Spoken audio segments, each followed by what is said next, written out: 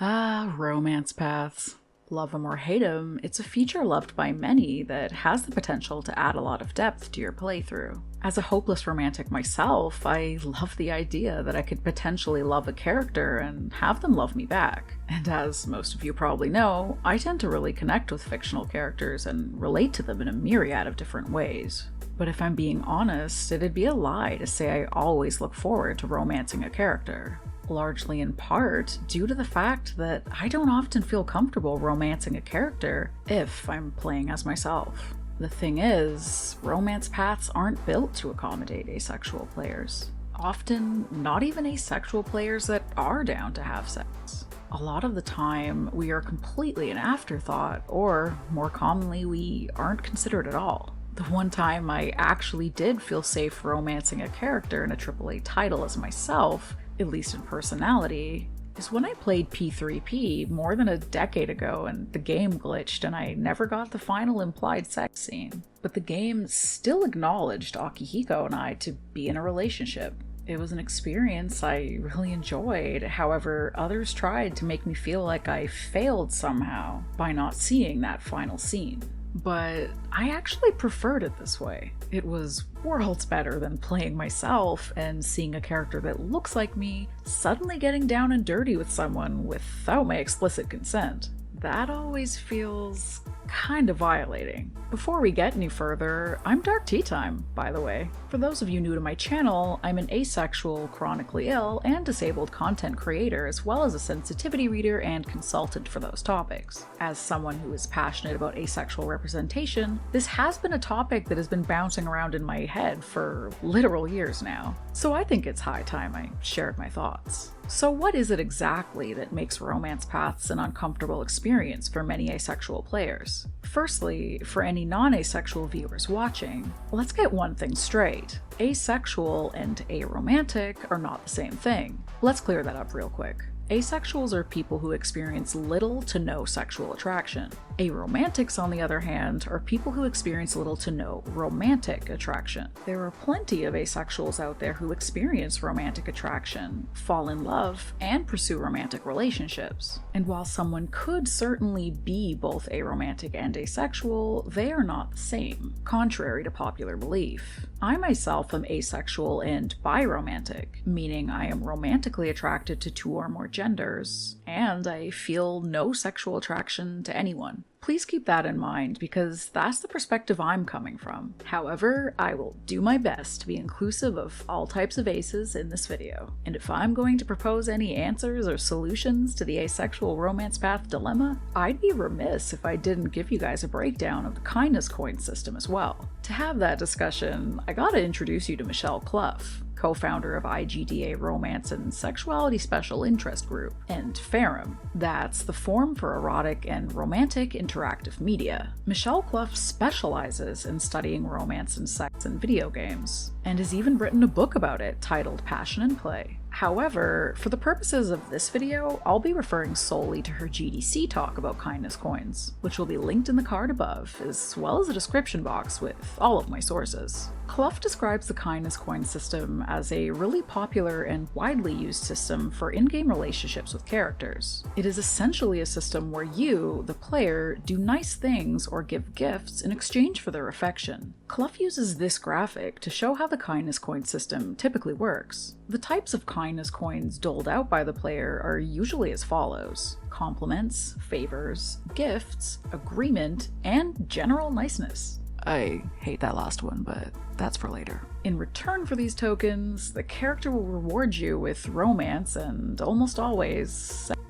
Romance in games, in my personal experience at least, are almost always set up in a tiered fashion. You start as their teammate, become their friend, express romantic feelings, and then have sex. Sometimes with the last two steps reversed. To get to this point, you will have exchanged kindness coins with your chosen character. After said sex, there is usually more romance, and sometimes the entire path abruptly ends after you smash. Oftentimes, the games will not acknowledge you as being in an actual relationship unless you get to the sex part, ultimately suggesting, somewhat subliminally, that a relationship isn't real or serious unless there is a sexual component. This is, unfortunately, a really common viewpoint. If you want to hear me talk about that more in depth, I actually do have an entire video about that. I'll link it in the card above and show the thumbnail on screen so you know what to look for. And for those of you who are blind or visually impaired, the title of the video is Gary Cotto, A Queer Platonic Reading of Final Space. It gives a lot of cultural and sociological explanations for how and why the average person possesses that belief. But going back to the subject at hand, if you aren't someone who is interested in that but still wants romance, an asexual player is essentially robbed of the experience of the rest of the romance path that follows the sex scene. We are locked out of having the complete experience, and despite maybe even confessing our feelings and having it reciprocated, the system might not recognize us as being in a relationship with our chosen character at all. This can make an asexual player potentially feel pressured to make choices they aren't comfortable with, because the system waits on them to make the next move. And if your character is withholding special relationship dialogue until you have sex with them, it can mimic a really uncomfortable dynamic. Do all romance paths have to be considerate of asexuals? Not necessarily. It's totally fine if the romanceable character is allosexual and wants sex to be a part of the relationship. Allosexual being the term asexuals use to refer to non-asexuals. However, there is almost never an option to have that discussion, nor are there any mechanics in most cases that allow for deep, intimate relationships of any other kind. And since most allosexual people don't tend to have much knowledge about asexuality in their wheelhouse, it remains a giant blind spot for developers, making it that asexual players are caught in limbo. Or it leads many asexual players to not even bother with attempting romance in games, and sometimes avoiding titles with romance altogether, because the system has no built-in consideration for people like us. But if it's going to be one of those games where any character is romanceable regardless of your character's gender, I'd argue that's one case where all the paths should also be accessible to asexuals. If the idea here is to forego realism to allow every player to feel fulfilled, leaving us out in that context kinda sucks, if I'm being honest. Back to kindness coins, Clough points out that they are, by nature, highly transactional, and rightfully have brought up a lot of discussion around entitlement to sex. With it being the end goal in a lot of romance paths, a lot of people will go so far as to follow guides on what to say to ensure that they will get that from their favorite characters, even if they or their character aren't really compatible with them, or will just choose whatever option is most likely to reward them with that character's body in a cutscene, even if they don't actually agree with the options they're choosing. The kindness coin system truly does encourage a sense of entitlement in some players, and this is a really worrying sentiment. Yes, these are fictional characters and not real people, so in most cases, it isn't very concerning. However, there are some cases, I think, that do deserve some form of moral discussion. Hear me out. The entitlement in some cases goes so far that the player will be angry that the characters they're into aren't into them due to their sexual orientation not lining up with theirs. Dorian Pavis from Dragon Age Inquisition is a gay character who is one of the characters that was responsible for winning BioWare a GLAAD award, and his story deals with themes of conversion therapy. His father tried to use magic to make him straight against his will, something that could have completely broken him as a person. He explains that that spell could have rendered him a zombie. But a certain set of players who wanted to romance Dorian while playing a female character modded the game to make him straight, just like his father had attempted to. There is an extra level of horror here when you consider he perfectly acts as their puppet, completely unaware of what's been done to him. He literally almost breaks down into tears in the game about how terrifying it is that someone would want to forcibly change him for their own gain. And yet a subset of players saw that cutscene, turned off the game, and did exactly that. To this day, this freaks me the hell out. Fictional character or not, I think this is a perfect example of the level of entitlement the kindness coin system can enable in some people, and how some players will be so bothered that the coins they're giving out aren't buying them the affection that they'll literally break the character. Players also did this to Sarah, who is a lesbian, and to Cassandra, who is straight. But a lot of people insist she should have been queer because she, checking my notes here, has short hair and is a strong woman? Yeah, I'm unfortunately being absolutely serious here. Some of us are still really out here insisting queerness can be surmised purely out of a hairstyle and, personality type. Clough conjectures that kindness coins often conflate platonic gestures with romantic and sexual interest. Ha! You thought I forgot. I told you I'd get to this. I told you. Anyway. If you were nice to a character and that character is attracted to your gender, some games will automatically start steering you into romance and sex with them. And for an asexual or even a romantic player, we might feel inclined to never be nice to specific characters because we don't want the uncomfortability of them suddenly trying to make out with us or jump into our pants because we told them they did a good job or have cool hair or something. My roommate has recently been playing Baldur's Gate 3 and has remarked to me on multiple occasions that they have noticed how every romanceable character keeps coming onto them in very sexual ways when they have not taken any overtly romantic or sexual choices with almost any of them. One encounter being Lae'zel telling their character that she will taste them almost like they had no choice in the matter. And while you can say no and avoid going further, this made my roommate really uncomfortable regardless. And my roommate isn't even ace. And they aren't the only person to vent to me about this, as another person in my life recently said practically the exact same thing, except her experience was even more worrying. I'll get to the worrying part in a second. But firstly, she too attested to the fact that every character in her party has made sexual passes at her left, right, and center when she has only ever chosen platonic-sounding options with them. And because the romance options are not labeled, the context the developers might think is clear really isn't. As we all know, it can be really difficult to discern tone in text, and some of the options that were interpreted by the system as romantic were lines that were like, "Have you been looking at me differently?" or "What are you saying?" which could honestly be interpreted as meaning practically anything. Or hell, sometimes even just expressing basic concern for a character in a tough moment seems to count towards a romantic and sexual relationship with practically every romanceable character in the game. So the worrying part, let's get into that. She recently had Will come to her for a romantic dance, and the options, according to her, were either rude or returning the affection. No way to communicate where she was at, which was respecting him as a teammate and friend, but not wanting that kind of attention from him. She's playing herself and not a character, and was made to feel really bad for refusing him by the end of the scene. She tried to go along with it for the most part because she was afraid of hurting his feelings as he was being vulnerable with her, but eventually just had to take the option to say it's over and she needs to go. But they only gave her this option after she had to dance with him intimately. They cut to Will looking really hurt and insulted that she left, but she never consented to going down that path with him in the first place. And she almost went along with it because none of the options reflected who she is as a person. This is a huge failure on Larian's part, in my opinion, because this isn't the only character she's had this kind of experience with, and it has made her really uncomfortable on quite a few occasions. And she isn't asexual either. Now imagine just how much this discomfort would be magnified if she or my roommate were asexual.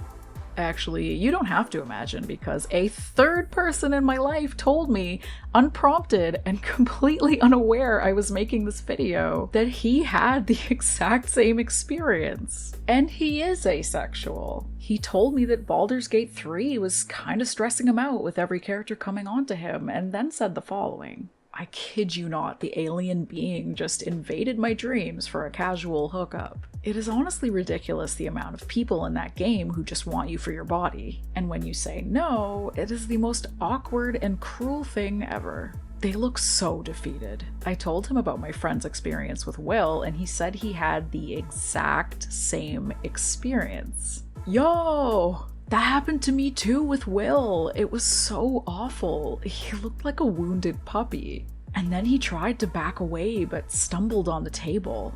It still haunts me. I feel like a scumbag. He did a dance for me and everything. So yeah, Baldur's Gate 3's romance system kind of sucks. And it doesn't just suck for asexual players. Imagine if you were someone who, say, has a history of being pressured into sex or pursued aggressively regardless of their disinterest. Hearing these experiences honestly makes me never want to play the game. Having everyone chasing after me for sex and making sexual passes at me left, right, and center with no way to respond the way I'd want to respond in real life would honestly be disturbing for me. It makes something that should be fun very distressing for large swaths of players. I think they may have been trying to attempt what Clough calls a chemistry casino style of character attraction, where they want the interactions to be somewhat random and unpredictable, so the player is left somewhat in the dark about who is into what. It's supposed to be more realistic to some degree in that you don't always know how or why people fall for you in real life.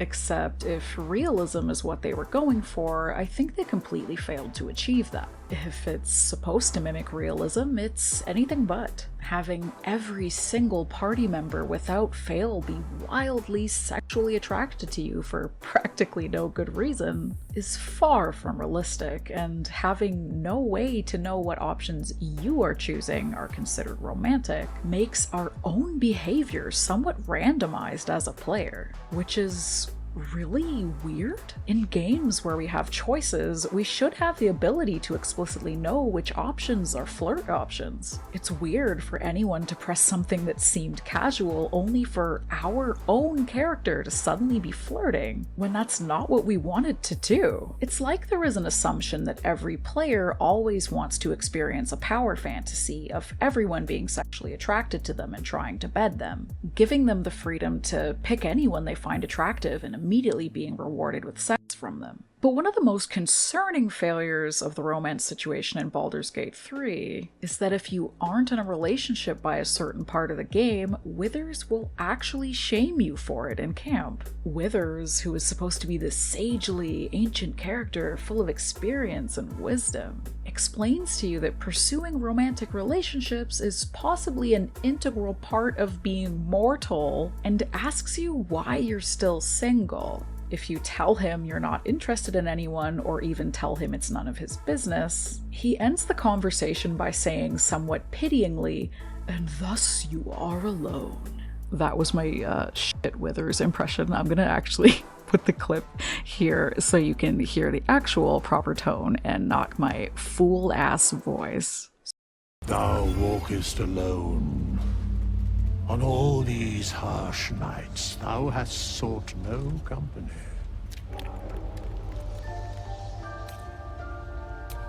Love is no domain of mine, but it is often cited as the purpose of mortal life.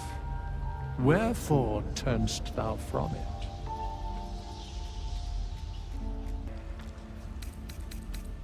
And thus thou art alone. So, for an aromantic player, the insinuation is that you are unnatural, and regardless of your romantic or sexual orientation, you are being shamed for not choosing someone to romance. As an asexual player who isn't aromantic, this would still needle me because I do not have any applicable choices to romance here. If I choose to romance someone, the system takes it that I would also want to have sex with them. There's no in between.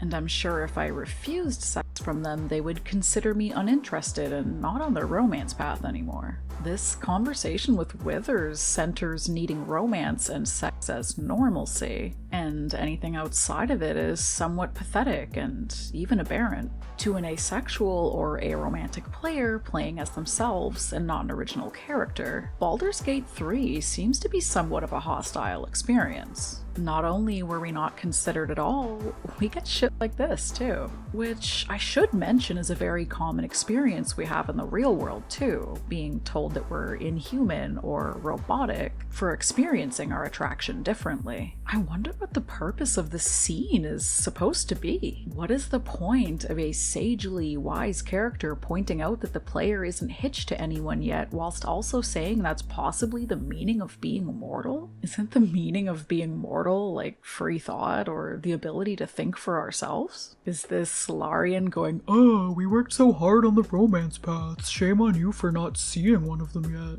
Like, I literally cannot figure out what the point of this conversation is with Withers. It made my two non-aspec friends feel bad, and it made me feel bad when I saw the scene for myself. One last note on Baldur's Gate 3 to make things even weirder. Astarion makes a quote about wanting to wake up next to a handsome virgin every morning. So if you're an asexual virgin player, you get fetishized by Astarion, but also told you're a loser by Withers at the same time. Fun times. I think the best I've experienced so far in AAA games is Dragon Age Inquisition. Yes, it doesn't count you as being in a serious romantic relationship with the character unless sex is involved, but at least each character has a friendship path you can follow where you still feel like you're getting closer to your teammates and creating valuable bonds with them.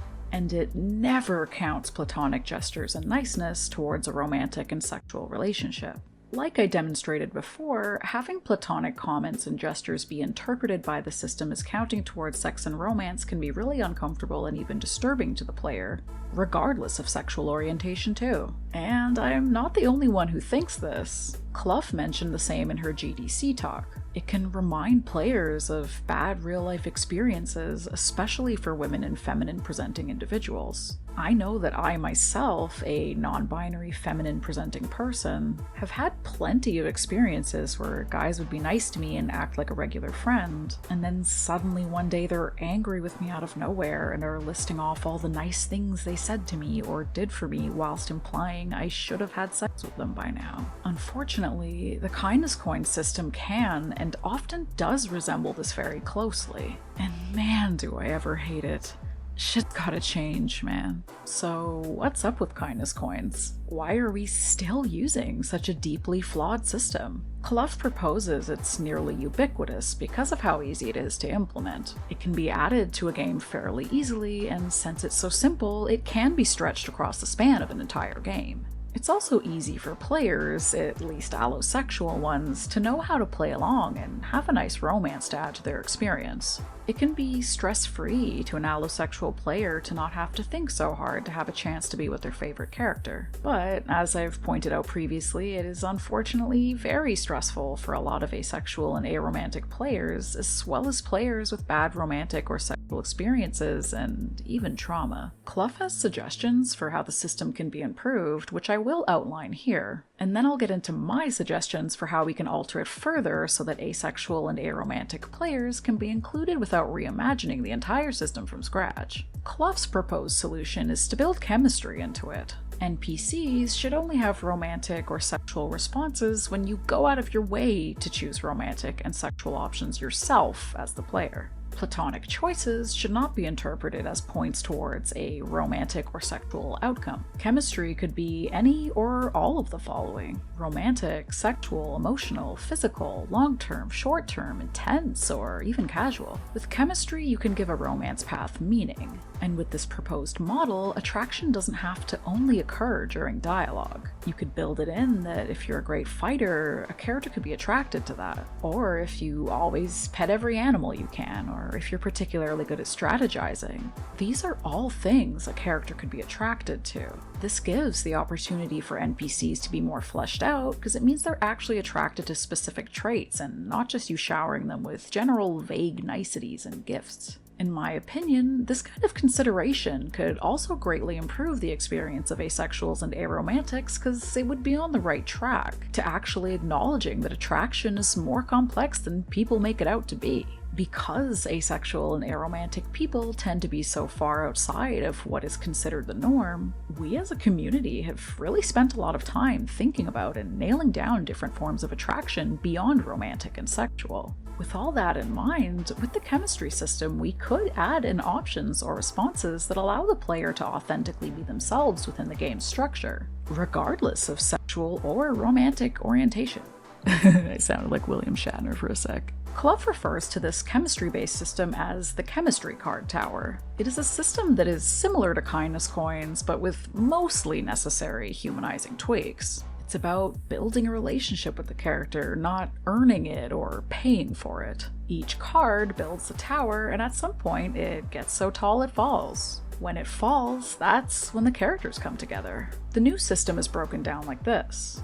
Appearance NPC finds sexy, charisma NPC responds to, behavior and quirks NPC likes, personality traits NPC values, moments/gestures NPC finds hot, NPC acts on attraction. Now, I've got to already poke some holes in this. Clough tried to be inclusive of a-spectrum identities in her talk, but she unfortunately conflates asexuality and aromanticism a couple times, referring to aromanticism as part of the asexual spectrum at points, and conflates romance with sex at points as well. And this new system proposed excludes asexual characters from the jump. Appearance NPC finds sexy as the starting point for the system is a little worrisome to me, as it places sexual attraction as the first step, and it implies the character should have a specific type physically. It would also be very easy to accidentally build in racism or fat phobia here, or any rejection of a specific player type based on their genetics and physicality, making it that not just asexuals will feel left out or rejected by the system here. Anyone could be left out simply for their race, their skin color, their weight, their height, their disability, or more. I think this is unequivocally a bad move. Secondly, moments or gestures NPC finds hot once again places a potentially more sexual bent to the mechanics that would make it difficult to build an asexual NPC within the confines of this system. Baking sexual attraction into the romance path building model itself is a mistake, as it further excludes the asexual player. I want to make it clear here that it's absolutely fine for your NPC to be allosexual and have sexual attraction be an integral part of their character. What I'm trying to say is, when talking about romance paths, we should be prioritizing romance. And romance and sex are not one and the same. If we create a system where sex is not baked into it, it's easier to add it when it's applicable, and easier to plan non-sexual romance paths, or non-romantic intimate relationships of other kinds, like a best friend path, or QPRs for example. I propose we remove the first step altogether and let the character fall for the player for who they are, and not have physical appearance and a sexual attraction to it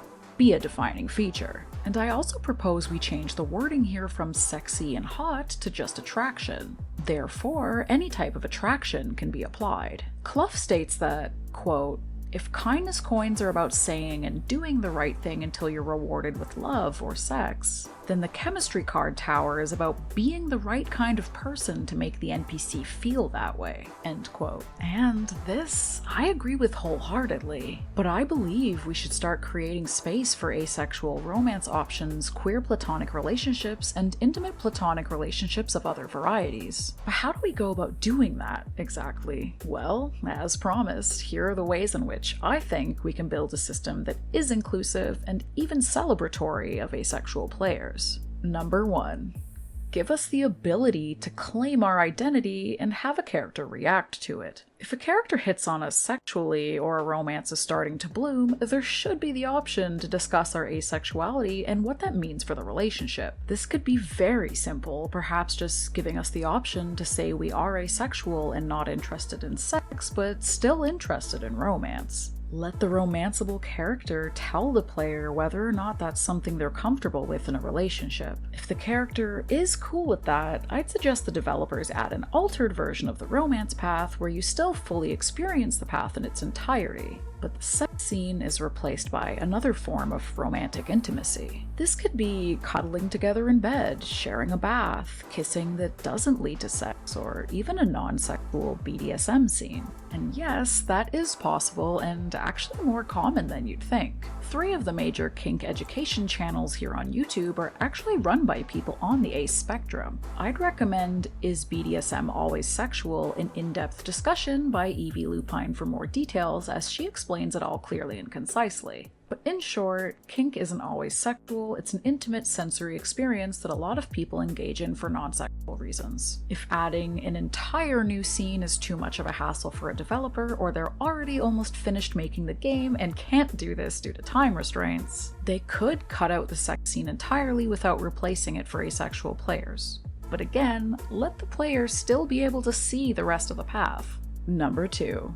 Allow the player to assert their asexuality whilst still being okay with sexual contact. Some asexuals are willing to have sex, and some really enjoy it, but having that distinction is still important because most asexuals that have sex are doing so without sexual attraction being a part of the equation. Exceptions to this would be a gray asexual player, which would be someone who sometimes experiences sexual attraction on rare occasions, and demisexual players who can only develop sexual attraction towards someone if they have a deep emotional connection with them. Typically, when you make advances towards a character in a romance path, the dialogue options we are given to say to the character are written in a way that expresses sexual attraction. Give us an option to say we'd be DTF in a way that doesn't frame the player as automatically allosexual. Number 3. Give the player the ability to refuse sexual advances, but still have the ability to say that we are into them, just not in that way. Most of the times, the only option for rejection are to tell them we are not interested, even when we very well might be. And it really sucks to have to shoot down a character we really want to romance simply because the narrative design didn't consider us in the process at all. Number 4. Allow the player to have deep platonic relationships. This would be beneficial for everyone, but this would allow aromantic asexuals in particular to have a path that can enrich their experience in the same fashion as a romance path, but more to their speed. It could be a queer platonic relationship. It could be that the character is like your sibling or even a parent or child to you. A QPR path would be especially beautiful to add to a narrative experience. Once again, I have to shamelessly recommend my video about QPRs as I get into it in much more detail in that one. Number 5. Have an asexual romanceable character. Having a character that is asexual would give ace players the ability to feel safe pursuing a relationship without the worry of being plunged into something sexual against our will. It would also make aces feel pretty good to know that not only were we considered, we were planned for with care and attention to detail. This literally never happens in the realm of AAA, so to experience this would be really beautiful. The possibilities are endless with asexual romance paths. They could be biromantic, homoromantic, or panromantic. They might prefer sensual contact over sexual, or maybe they've always wanted a specific form of non-sexual intimacy that they haven't been able to have, that you could provide. While the character could be gray ace or demi, make it that that character cannot be changed to match allosexual players' whims. This would be deeply upsetting to a lot of asexual players, as partner intimidation, conversion therapy, and correctional rape are unfortunately things that are very commonly foisted upon asexual people in real life. Our asexuality is not a problem to be fixed, and in relationships with allosexuals, we are often forced to conform to their chosen relationship structure because our asexuality is seen as a flaw, and that not doing so is an insult to their needs. As a side note, this is largely why a lot of allosexual, asexual couples don't work out. Number 6. Here's an easy one. Give us the option to skip sex scenes at the very least. This is good for everyone, honestly. I've met plenty of allosexuals that really don't want to watch themselves or their character have sex with someone else on screen. I've seen people argue against this on the basis of sex positivity, but it isn't positive in any capacity to force people to watch sexual content they don't want to see. It doesn't mean someone is a prude if they want the ability to opt out. Consent is always important, even if it's animated characters and not flesh and blood people they'd be seeing. Number 7. And finally, I cannot stress this one enough, developers, label your damn romance options. Larian Studios, I'm looking at you. BioWare does it, and I've never been steered down a path I didn't consent to in any of their games. They typically label the options with a heart, so it's clear to the player what they are choosing. We should be able to consent to our own character flirting. We shouldn't be picking options we think are platonic only for our own character to surprise us with flirting out of nowhere. And 8, because I lied, there's one more I just thought of. For the love of God, please don't make the asexual romanceable character, if there is one, a robot, android, or some type of asexually reproducing animal. One of the most common forms of discrimination we face is people dehumanizing us and comparing us to robots or referring to us as being inhuman because of our lack of sexual attraction. We have all the same range of human emotions and feelings, we just experience our attraction to others differently.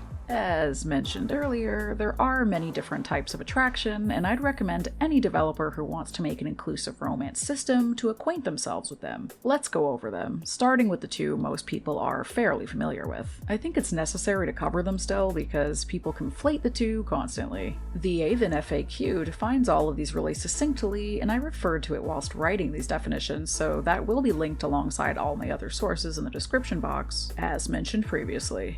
Romantic attraction is the desire to be romantically involved with someone or holding strong romantic feelings towards another person. For a lot of people, this looks like falling in love, getting butterflies in your stomach around them, wanting to spend your time with them. And in its most serious form is when you love someone so much you want to spend your life with them in a romantic capacity. This is what aromantics don't or rarely experience. Sexual attraction, on the other hand, is the desire to have sex with someone or to share our sexuality with them. Sexual attraction doesn't have to be based on appearance, and can be something that develops gradually over time. This is what asexuals don't or rarely experience. And of course, there is platonic attraction, the desire to be a good friend to someone or have a fulfilling platonic connection to them that doesn't lead to romance or sex. Of course, some people have platonic feelings that develop into other forms of attraction, but platonic attraction in and of itself is not an attraction that inherently leads to other types.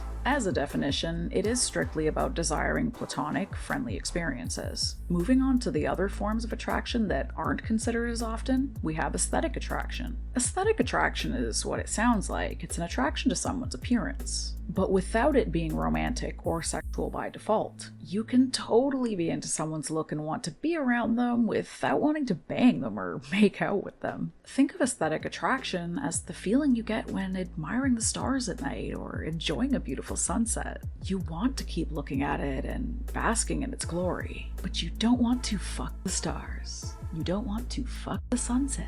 Unless you have a rare and virtually unheard of kink. In that case, good for you.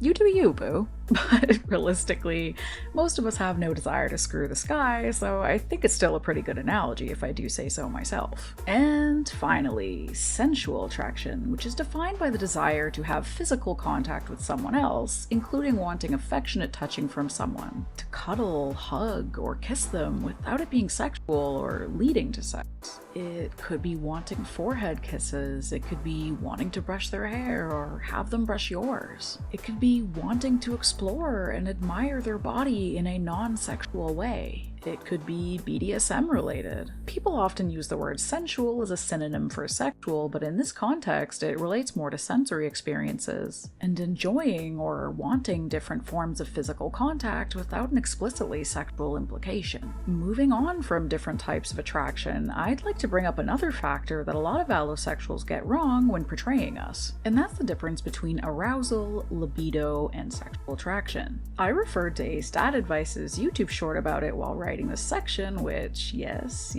description box, you know the drill now. Arousal is a bodily response and function. Arousal does not equal having sexual attraction. You can be turned on by something without ever desiring sexual contact from anyone else. Libido, on the other hand, are shifts in hormones that deal more with frequency and intensity of arousal. A lot of people experience hormone shifts at different times, and this is totally normal. It's important to remember that asexuality is not a health issue, we do not lack nerve endings and can't feel physical pleasure, and we do not lack shifts in hormones, and if we do, it has nothing to do with our asexuality. Anyone can have health situations that cause these things, but asexuality is a sexual orientation, just like being gay or bi or straight. Orientation meaning it's where our sexual attraction is oriented. For us, it's oriented nowhere. Once again, and I will keep repeating this ad nauseum, asexuality is a lack of sexual attraction, and it's just the way some people are. So what about right now? What's the current status quo? Are there any games with romance currently that have actually considered asexuality in the design process? Thankfully, the answer is yes. Let's start with Boyfriend Dungeon, made by Canadian developers Kit Fox Games. Boyfriend Dungeon is an urban fantasy dating sim and dungeon crawler all in one. Your romance options are weapons you can use to fight with. Based in Montreal, Kit Fox aimed to make the game appealing to many types of people by making not just male and female romance options, but also non-binary options and even a platonic path featuring a cat named Brass Knuckles. You are also able to choose your character's skin color, hairstyle, and pronouns, as well as being able to style them in different outfits. According to an article on the Daily Dot written by Anna Valens, quote, Boyfriend Dungeon initially centered around women meeting and dating men, but development shifted to a wide range of character options. Kit Fox Communications Director Victoria Tran told the Daily Dot, and in the same article, Kit Fox's creative director Tanya X. Short said the following: You can be friends with each of the characters if you want and still achieve maximum love rank with them. And even if you do opt for romance, sex is never required. Some characters accept your choices more gracefully than others, but that's how life is. End quote. Boyfriend Dungeon developers state that they wanted to give players the ability to opt out of romance altogether as well, and that you can build strong platonic relationships with the characters if that's more your jam. But how does this actually hold up? User Toxic Fatality over on Reddit, an asexual player themselves, actually wrote a pretty in-depth description of what it was like to play as an asexual within the confines of Boyfriend Dungeon system. They made a post about it on r/asexuality, and someone asked them if it was good, what they got right and wrong, and if it's worth a play. Spoiler alert, it's totally worth it. Toxic Fatality responded with this, but quick note here, I edited out some of the parts that were irrelevant for this video. But what am I gonna say? Did you say leave a link in the description box with the rest of my sources? Get out, are you a mind reader? Anyway, the review. Quote, So I played it through twice to try and get a good sense of what was possible. TLDR, I think the game is worth it. I played through it twice and enjoyed it both times. Good queer representation, good artwork, love the anime opening you get for each new love interest, good soundtrack. It's a solid indie title. Dating options include 1 woman, 3 men, and 2 NB. Non-dating option includes a kitty, so there are 7 playable weapons total. Playthrough 1. I went with a polyamorous approach and dated everyone possible. Sex scenes fade to black and are tastefully and briefly described. There is nothing explicit though. Playthrough 2. I went with a poly-ace approach and kept most folks as friends. The only way to level your weapons is to date them, so most will tell you they are attracted to you. The game allows you to tell them that you want to be friends, and in some instances only want to be involved romantically. I found that it was possible to express my demisexuality within this game to an extent, which I think is incredibly neat. I was a little frustrated because at one point my romantic interest offered to let me stay at their house. In my previous playthrough, I had an option to stay or leave. In this playthrough, since I had selected romance only with this particular character, I only had the option to leave. To me, it would have been nice to have a romantic, non-sexual option, but the game didn't even give me a choice. It's incredibly nitpicky, but there are nuances to being ace that the dev either didn't understand or just didn't have the time to implement. Don't get me wrong, the fact there is so much queer representation and the game isn't cis-heteronormative is a big success in my opinion. I didn't play the game from an aro perspective, but your cousin mentions to you at the beginning of the game that you can keep all of your future relationships platonic. So I think an aro run would be possible. Whenever you turn someone down as a romantic/sexual interest, they never make you feel bad about it. They basically just say, oh, okay, I'll adjust my expectations, and that's that. The only one who doesn't do this is the game's main antagonist, Eric. He's the reason why the game has a content warning. He kinda sorta has a redemption arc, but his realization that he has a problem and that he needs help is almost harder to believe than people having the ability to turn into weapons. He also doesn't like cats, which makes him overall just the worst. That last sentence is so funny. I couldn't agree more with that statement, not gonna lie. Oh, end quote, end quote. So it sounds like Kit Fox really gave it their best shot, though it seems like once again, the developers may not have had a good working knowledge of asexuality. This is something I've noticed, whether it's a novel, a game, or a comic. It seems that allosexual creators sometimes want to represent us, but seem to not fully understand asexuality or reach out to the community for guidance. However, it is also possible that they did have a good understanding, but didn't have time to implement it.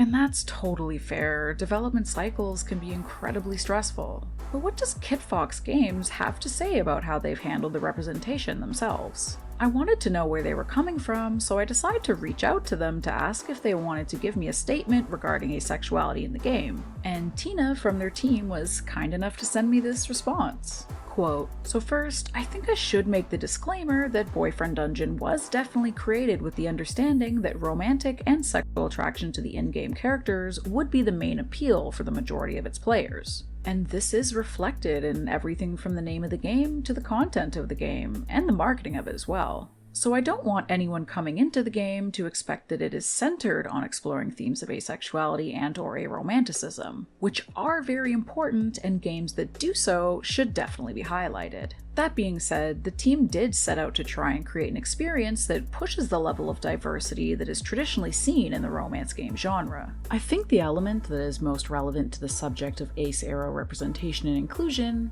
is that the game fully supports the player choosing to not pursue a romantic/sexual relationship with any of the main characters, without it being treated like a failure state. In Boyfriend Dungeon, you are invited to connect with and bond with all of the romanceable characters, but without imposing the assumption that romance is the only correct form of relationship to have with a character in order to fully participate in their story arc." End quote. I think we can safely say that Kit Fox Games had the best of intentions, and I really appreciate that they tried to do it justice, despite the fact that the game had a heavy emphasis on romantic relationships that lead to sex. Even if they didn't get all the nuances down, it does mean a lot to me as a player that they attempted to include us at all. Most game studios don't even bother, and sometimes even scoff when people suggest it, as if including us is an embarrassing prospect. And for that, I want to give Kit Fox their flowers. Boyfriend Dungeon is available on all major platforms. Links will be in the description box for where you can buy it. I'll admit, I found the beginning of Boyfriend Dungeon a little stressful. Sunder comes on really strong, and my cousin trying to hook me up with everyone made me nervous. I found myself wishing I could tell him I'm asexual and that makes me very selective with my dating, but there is an option where you can eventually tell him you'd rather him just be your cousin and not your matchmaker. So that's nice. I took that option and it made the game a more chill experience for me. I wasn't expecting to, but I really fell for Jonah. I've never played a game where I could bond with someone over core values and being vegan, so that was really special for me. We got to eat impossible burgers together, or improbable as they call them in the game, and watch fireworks together. Like, how cute is that? Not to mention, he is so sweet and shy. I've taken romantic options with him, but no sexual ones, and he seems like he's a-okay with that. I hope that doesn't change the further I get. He totally blindsided me. I was gonna wait for Rowan or Seven, but since polyamory is possible, I might just romance all three. I highly recommend you check out Kit Fox and their games. It warmed my heart to see that they feel like exploring themes of asexuality and/or aromanticism in games is indeed important, and that we should celebrate games that do this.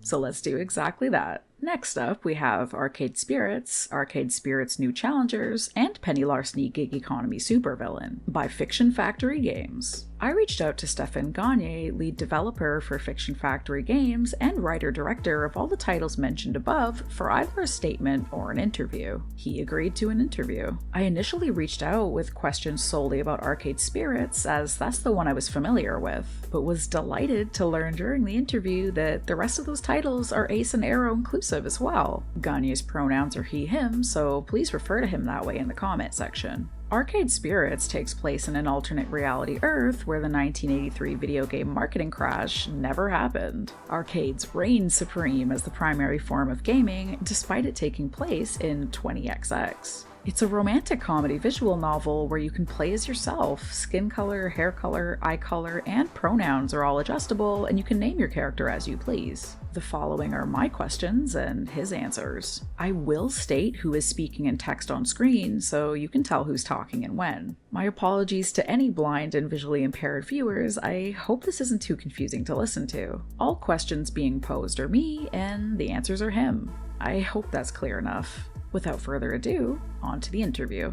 What A-spectrum identities were considered in the development of the game, and how were they accounted for? In example, romantic asexuals, aromantic asexuals, demisexuals, graysexuals, etc. What I had been told was that there was the regular fare of allosexual romance paths, and then an aromantic asexual path you could take instead. I'm unsure if that's the whole truth or if there's more to it, so please give me the lowdown. I've released 3 games, and all 3 take a different approach to this. I'd say I've refined that approach over time.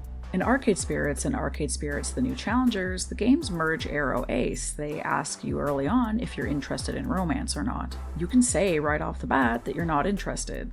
That will remove any romance options from the rest of the game and focus on building friendships. For Arcade Spirits, when it comes time to go on a date, instead you'll hang out with your roommate and best friend Juniper. She also participates in other scenes, usually involving your romantic interest. For the New Challengers, instead of copy-pasting and editing someone else's story path, I developed a full and unique scene where you hang out with all your friends for an evening. And then future events give you more options to pick from than you'd have if you were romancing someone. Now, that's great and all, way above what many visual novels allow for, since most mandate a romance or branch you off into a bad end if you don't romance anyone, but I felt I could do better. For instance, tying Ace and Arrow together doesn't really represent the spectrum of human existence. What if you're one and not the other? And what if you want to see a particular character's storyline through to its conclusion without romancing them? So, for my 3rd game, Penny Larceny Gig Economy Supervillain, I built it from the ground up to address these issues. You can choose up front if you want to include or exclude romance or sex, meaning you can have any combination of the two, and the game will present you with appropriate options. During the game itself, you can simply elect not to take any romantic interests or engage in sex, even if you said you were okay with it from the start. It never forces you down any particular story path, and you can see the full story of your favorite character while remaining platonic friends with them if you want. The narrative adapts around your decisions. What inspired you to be inclusive of Ace and Arrow spectrum identities in your game? You said you're Ace Arrow, so I assume that's part of it. Were there any other reasons? That's definitely part of it. Also, I wanted to see how far I could take the game design if things like romance were optional. So many games just lock you out of story content if you don't partake of a romance, and I wanted to try doing better. It's a writing and design challenge, making the narrative flexible enough to present you with a full and satisfying story experience while allowing player expression and identity to shine through.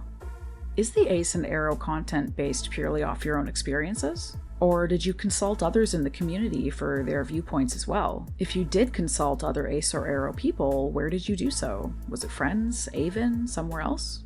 Kind of a mix. I looked into the experience of aromantic allosexuals, for instance, because, to be honest, I didn't think that was possible until recently. I also didn't know I was Ace Arrow until I was 40 years old, because nobody told me that Ace Arrow was a thing. We are woefully unrepresented.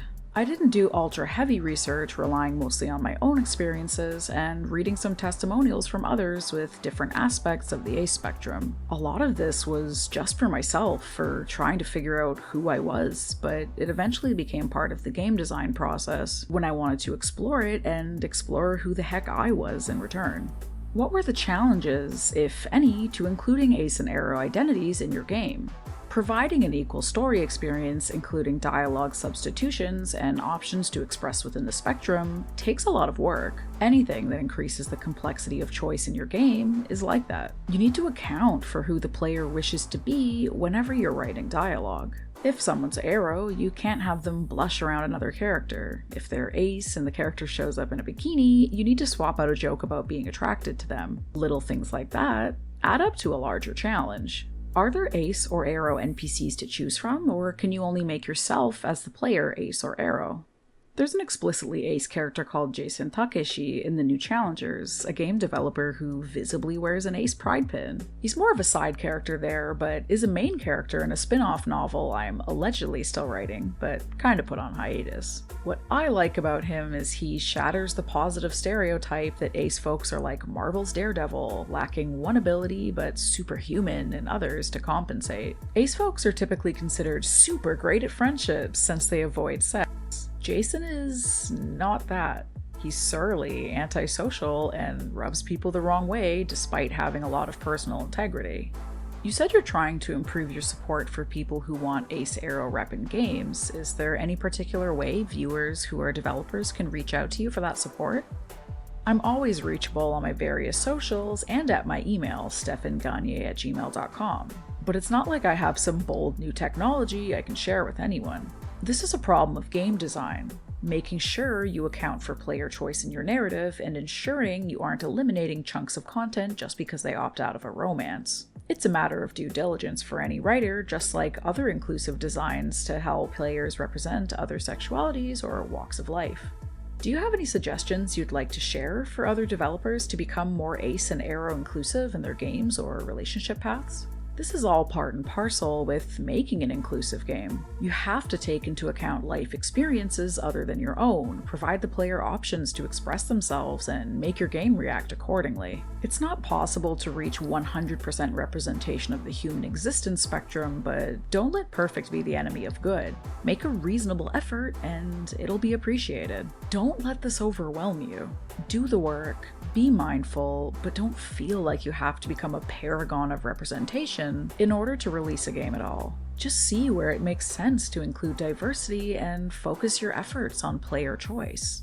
Is there anything you'd like the viewers to know about you, the team, or the games? If you have any new games or projects coming up, I can totally promote that for you if you'd like. We're a tiny indie and really need the support of players if we're going to keep making these games. A lot of love and care goes into our writing, and we want to share it with the world. If you can, please check out Arcade Spirits, The New Challengers, and Penny Larceny Gig Economy Supervillain. We'll be in a ton of upcoming Steam sales and such, but if you can't afford to support our work financially, that's cool. Tell a friend, tell a foe, help us get the word out. A little goes a long way. During our exchanges, Gagne happened to mention that he too is disabled, and since that's also a big part of my channel, I asked him if it was alright if I mentioned it. He said yes, as he's quite open about it. Gagne has diastrophic dwarfism, and he also mentioned he has anxiety and depression. So if you're like me, and you not only want to support people in the Ace and Aro communities, but also disabled creators, now you have even more reasons to check out Fiction Factory's already awesome games. But you should check them out regardless, they're rad as hell. At the time of writing this, I'm about an hour and a half into Arcade Spirits and an hour into Penny Larceny Gig Economy Supervillain,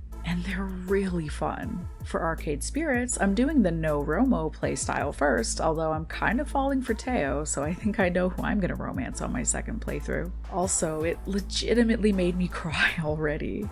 There was a scene close to the start where you get to talk to a child in the arcade who's going through what you went through when you were a kid. You get to bond with them and kind of speak to your inner child through them, and it made me so emotional.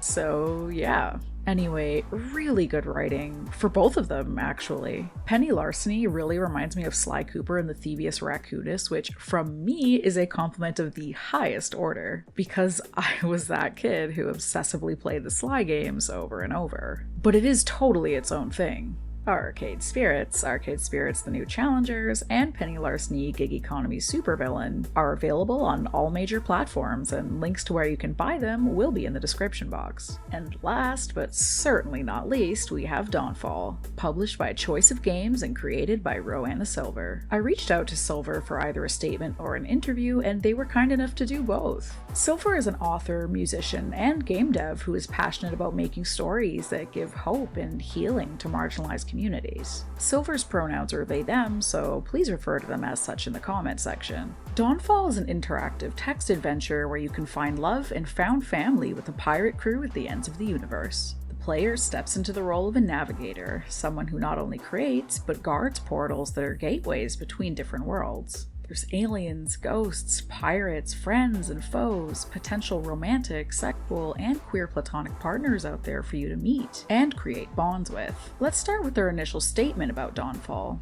Silver says the following, quote, "On the most basic level, I really wanted to write a universe, or two rather, where both asexual and aromantic bonds and trans/non-binary people were just baked directly into the world building, with no question as to their existence or acceptance. There are two main fantasy races, the bird people, Harpier, and the cosmic starry-skinned elf moth Nephilim, and each of them have their own relationship term. Same feather for when Harpier exchange and wear each other's feathers as a sign of a strong bond, and heart star for when a strong bond/emotion makes a new star actually appear on a Nephil's body. These both mean partner, essentially with an emphasis on inclusion for a-spec identities. Players can denote their character's same feather or heart star as romantic, sexual, queer platonic, or any overlapping combination. I also don't place a limit on who players can romance, as consensual polyamory is also totally normal and accepted in both Dawnfall worlds." End quote. Moving on to the interview portion. Like the previous feature, I will be reading for both parties. Who is speaking will be specified on screen, but again, I am always the one posing the question, and the answer is always the creator. On to the interview.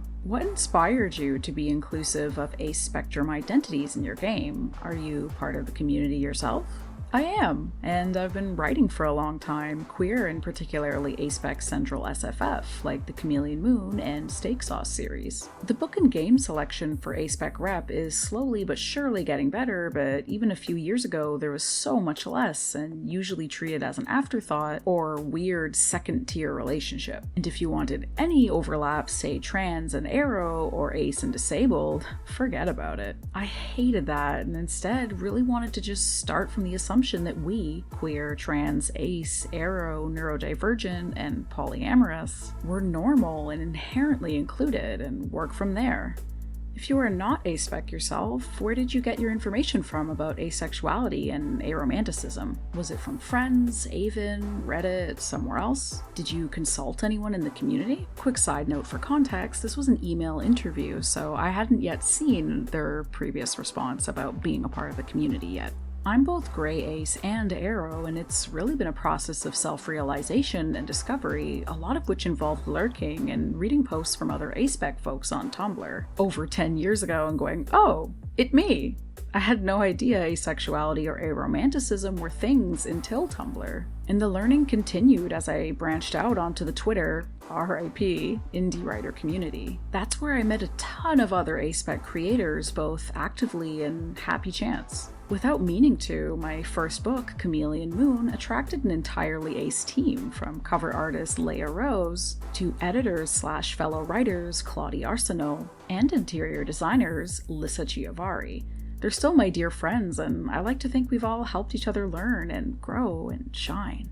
What were the challenges, if any, to including ace and aro identities in your game? Did it pose any unique design or narrative challenges? Great question. Narratively, no, it didn't pose a challenge at all, and I had a lot of fun coming up with heart stars and same feathers. Coding-wise though, yeah, this was a challenge, but no more so than any of the other more intricate conditions and scene variations. However, it is a step more complex than conventional romance setup would be, and there was a period of repeated head meets wall about it at first. Like for the vast majority of games, the single condition flag is simply in a relationship with X character, true/false, and the assumption that this means both asexual and romantic relationship is implied. For Dawnfall, there were 3 main flags. Are you in a relationship with this character, true or false? Is the relationship sexual, true or false? Is the relationship romantic or queer platonic? And sometimes, because Dawnfall includes polyamory as totally normalized, is the character your only relationship? So for every relevant scene, whenever the game checked to see how to refer to a given character or how they talk to you, there were 3, if not 4, programming branches, with text variations for any possible combination of those flags / identities, like no romo plus yes sexual, yes romo plus no sexual, and so on. Without even getting into the multiple partner coding.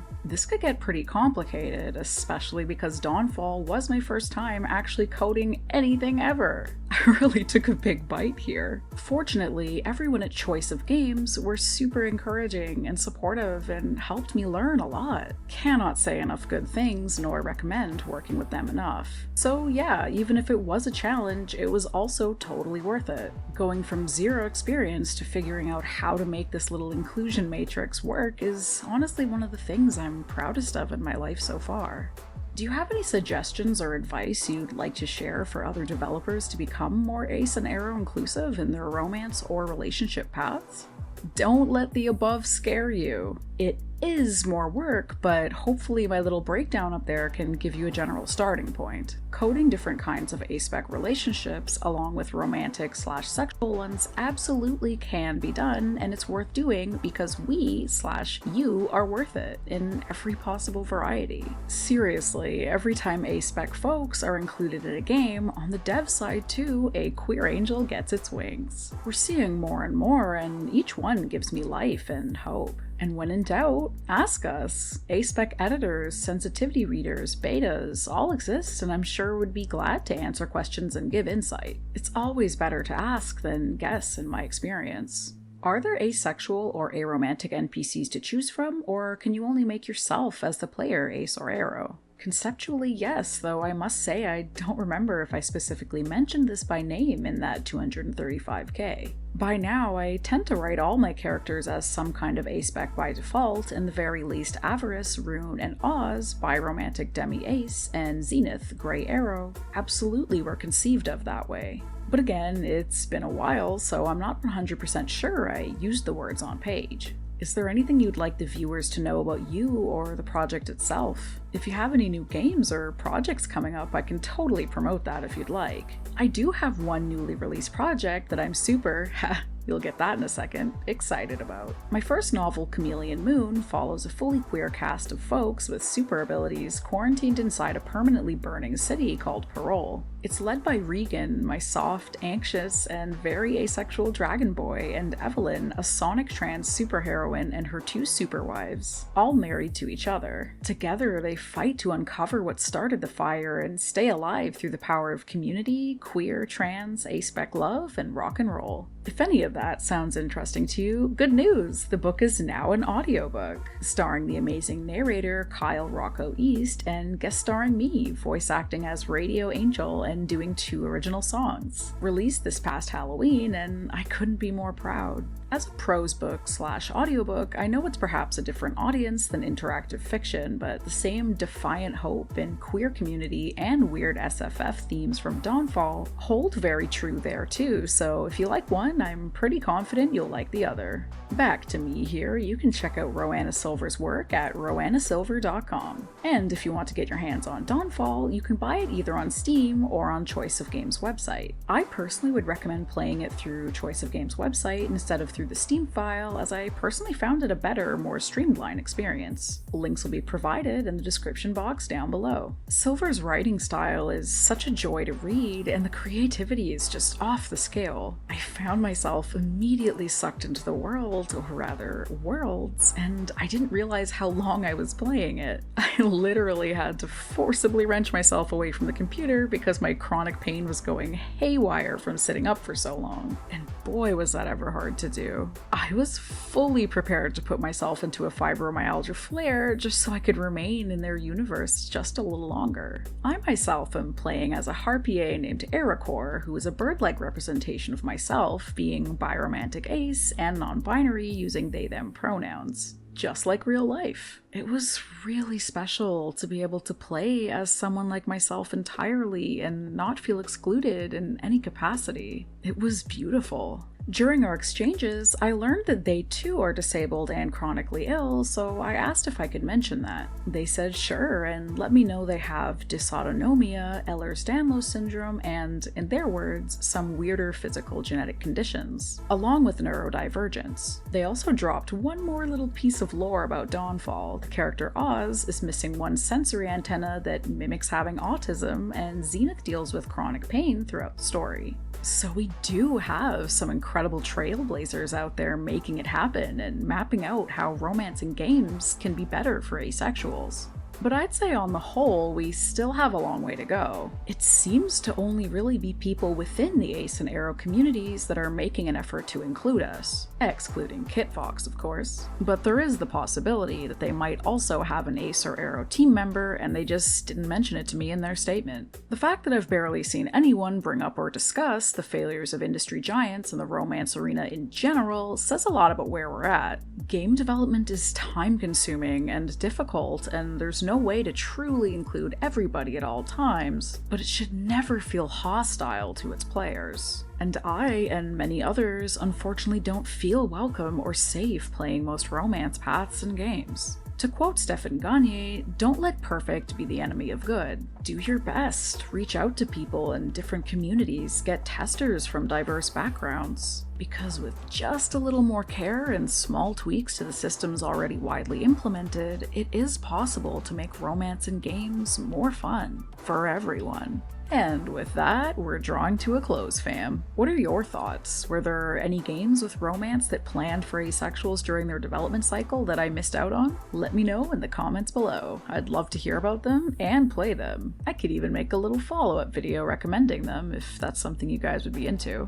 Thanks so much for taking the time to hang out with me. I hope this was a worthwhile watch because fuck man, this video destroyed me. I've never attempted a video this large in scope before, and I'm facing a little burnout right now, like for real, for real. If you're working on a game project and would appreciate my input, I am hireable as a sensitivity reader and consultant via my shop over on Ko-fi. I currently only have basic options for either a one-time consultancy or reading 4,500 words or less, but if you are interested in working with me long-term over a project, let's get in touch. We can totally work something out. I would love to be involved. It's something I'm really passionate about, and I would be honored to be able to help provide better representation for our community. Major thanks to Kitfox, Stefan Gagne, and Roanna Silver for being kind enough to correspond with me regarding their work for this video. It really means a lot to me as a small creator, so please check out their work and support their creative endeavors. They're all super talented, and their projects are absolutely worth your time. I've been having an absolute blast playing all of their games. And a huge shout out to Michelle Clough for her GDC talk. This video wouldn't have been possible without it, and her incredible research. Like stated previously, I cited her heavily for the kindness coin section, so please check her out and support her as well. To all my amazing subscribers who waited longer than usual for this video, you are the MVPs. Not only is content creation hard, it's triply hard when you're chronically ill and mentally ill. You guys have no idea how much your support matters to me. And shout out to Pinky and E for tipping me on coffee. Thanks to you two, I was able to afford a soundbar for my PC setup that made editing so much easier. With all that being said, if you enjoyed the video, feel free to like and subscribe, but no pressure. We believe in free choice around here. This has been DarkTeaTime. My pronouns are they, them, and I'm gonna fuck the hell off and disappear for a while to heal and recuperate. Now, if you'll excuse me, I've got a sweet date with a void that I need to scream into. Oh my god!